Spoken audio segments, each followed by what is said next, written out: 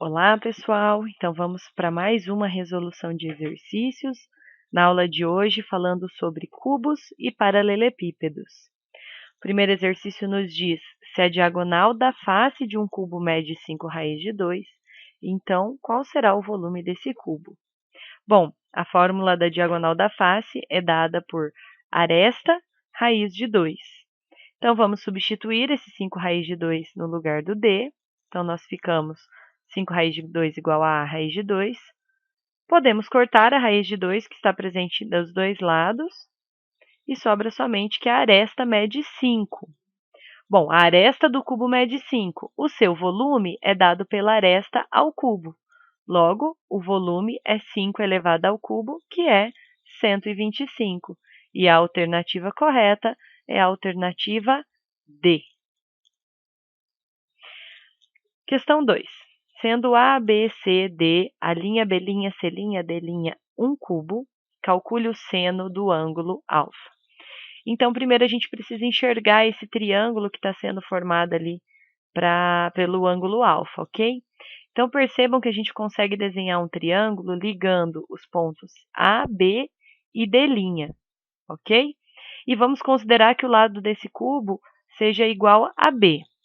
Então, o triângulo a ser considerado é esse aqui, certo? Então, entre D' e B, nós temos um ângulo de 90 graus e lá no vértice A, o ângulo alfa, ok? Bom, então percebam que a D' é a diagonal do cubo, então ela mede B raiz de 3. O B' é a diagonal da face do cubo, então ela mede B raiz de 2.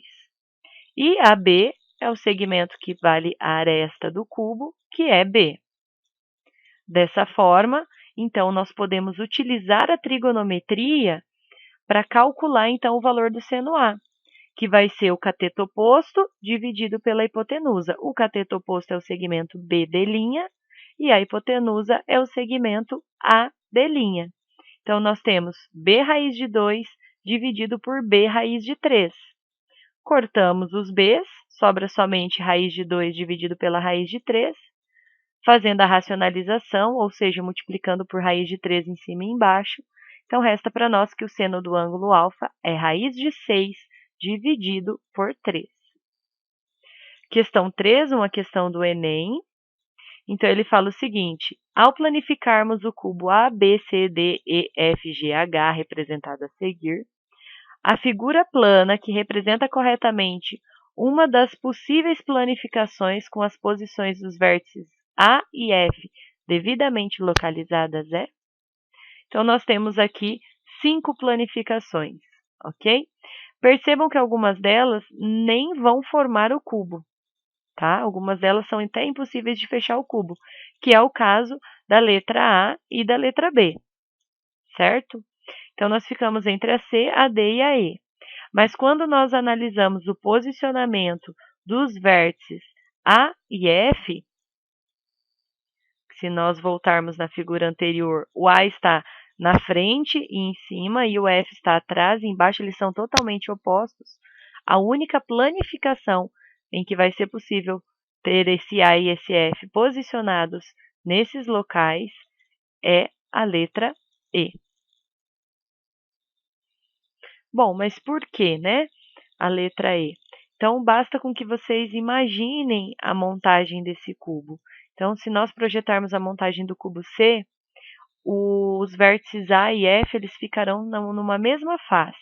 O mesmo vai acontecer com a montagem do cubo D. Na verdade, no cubo D, se nós montarmos, o vértice A e F vão coincidir um com o outro. Então, o único que realmente eles ficarão em posições totalmente opostas é o da alternativa E. Questão 1 da Olimpíada Brasileira de Matemática, agora sobre os paralelepípedos. Uma caixa possui o formato de um bloco retangular de dimensões 102, 255 e 170 centímetros. Queremos guardar nessa caixa a menor quantidade possível de pequenos cubos de aresta inteira, de forma a ocupar toda a caixa. Note que a medida da aresta do cubo deve ser um divisor de cada uma das 3 medidas das dimensões da caixa.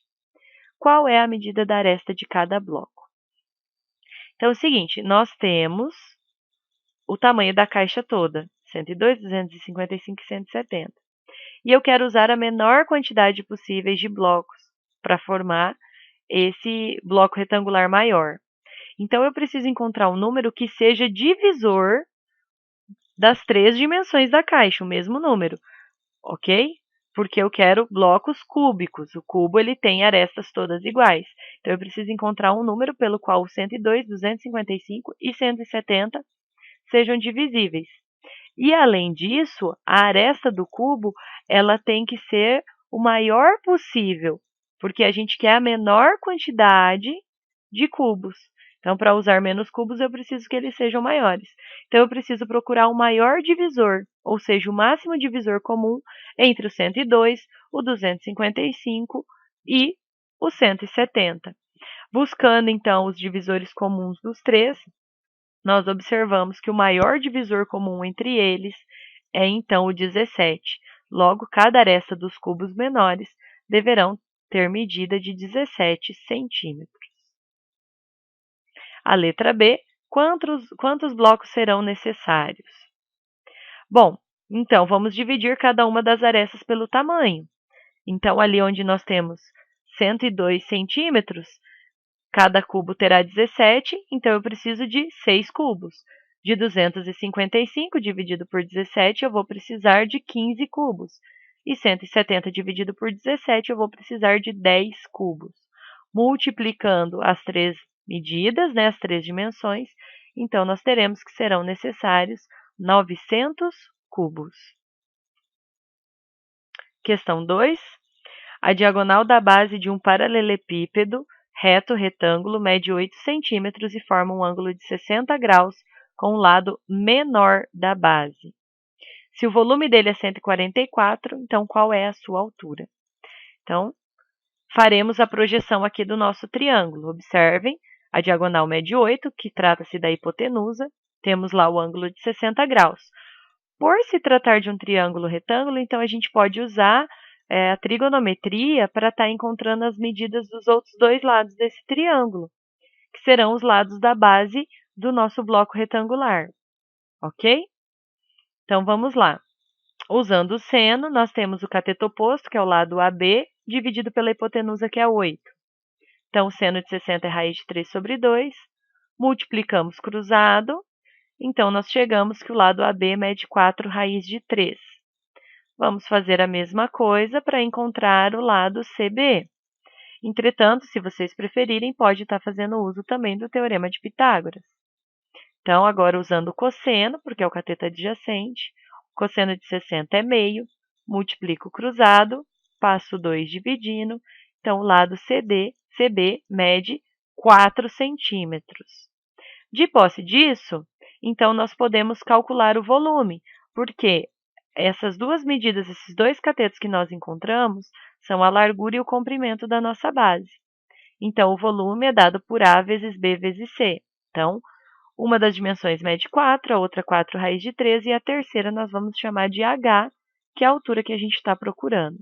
E o volume, ele deu no enunciado, é 144. Então, nós temos 16 raiz de 3, que nós passamos dividindo, então, embaixo do 144, simplificando 144 e o 16 por 16, nós chegamos em 9 sobre raiz de 3. Racionalizamos, porque a raiz de 3 não pode ficar embaixo. Então, 9 raiz de 3 sobre 3, que é 3 raiz de 3. Logo, a alternativa correta é a alternativa C. E a nossa última questão, que vai falar sobre a resistência mecânica de uma viga de madeira, que tem a forma de um paralelepípedo retângulo. E vamos lá, ele nos diz que ela é diretamente proporcional à largura B. Então, nós temos ali uma constante K de resistência da viga. Se ela é diretamente proporcional, ela vai ser multiplicada por essa largura B, ok? E ela também é diretamente proporcional ao quadrado da altura D. Então, ela deve ser multiplicada pelo quadrado da altura D. Então, nós temos a constante K vezes a largura B vezes o quadrado da altura D. Ok? Então, nós ficamos entre a alternativa A e C. E ela é inversamente proporcional ao quadrado da distância entre os suportes das vigas, que coincide com seu comprimento x, ou seja, ela é inversamente proporcional ao quadrado de x. Se é inversamente proporcional ao quadrado de x, esse x ao quadrado ele tem que estar dividindo. Então, multiplico b, multiplico d ao quadrado e divido por x ao quadrado. Logo, a alternativa correta, que traduz a resistência S dessa viga, é a alternativa A.